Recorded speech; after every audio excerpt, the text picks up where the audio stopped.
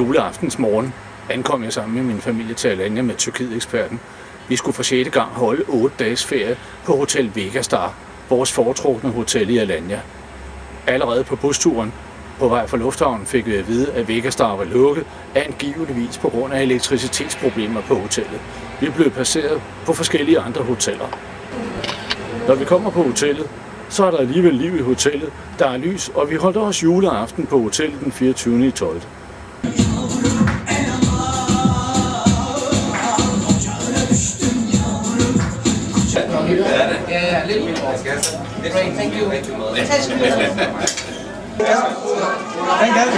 Glæde jul, dejlige jul.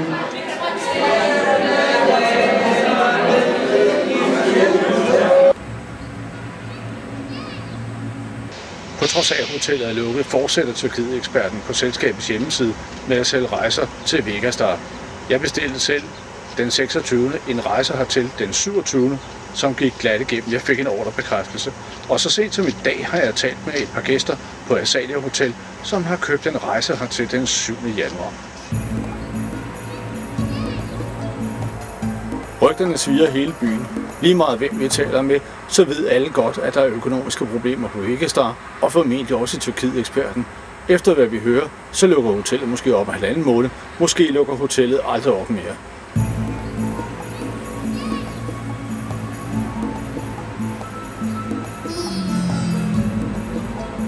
I morgen, den 30. er det hjemrejsedag, og efter reglerne skulle vi have haft besked på hotellet på, hvornår vi skal afsted fra hotellet i morgen. Disse meddelelser er ikke kommet endnu. Er der måske en konkurs på vej i Tyrkiet-eksperten? Cirka en time efter vi havde optaget det foregående indslag, blev hjemrejsetidspunktet dog offentliggjort på Hotel Azalia. Men det var altså næsten 6 timer for sent i forhold til gældende regler. Når man som ferierejsende vil klage over rejsen, skal man huske at klage til rejseselskabets guider allerede under ferien. Guiderne har herefter pligt til at udstede en kvittering for, at man har klaget. En del af de utilfredse rejsende oplevede dog, at Tyrkiet-ekspertens guider ikke ønskede at afgive en kvittering for deres klage. Det er faktisk en betingelse for en senere indgivelse af en klage til rejseankenævnet, at du klager på stedet. Ved afgangen fra Hotel Azalia kunne man opleve et dramatisk optrin. Et ægtepar, der skulle have været på Vegastar, valgte i stedet for Azalia Hotel et helt tredje hotel. For dette hotel blev der afkrævet et beløb, som de umiddelbart ikke ville betale. Reaktionen fra Tyrkiet-ekspertens guider var dog helt klar. Hvis ikke der blev betalt, kom de ikke med på hjemturen. Parret valgte herefter at betale og kom der også med hjem.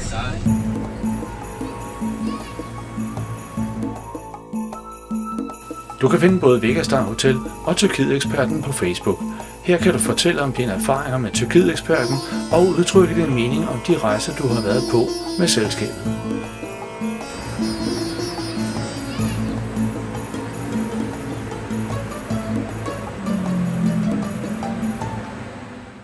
Som jeg tidligere har sagt, er der måske en konkurs på vej i Tyrkiet-eksperten.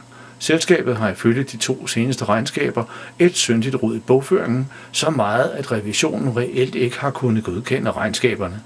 Tyrkiet-eksperten skal aflevere sit næste regnskab for 2009 til Erhvervs- og Selskabsstyrelsen senest den 31. maj 2010.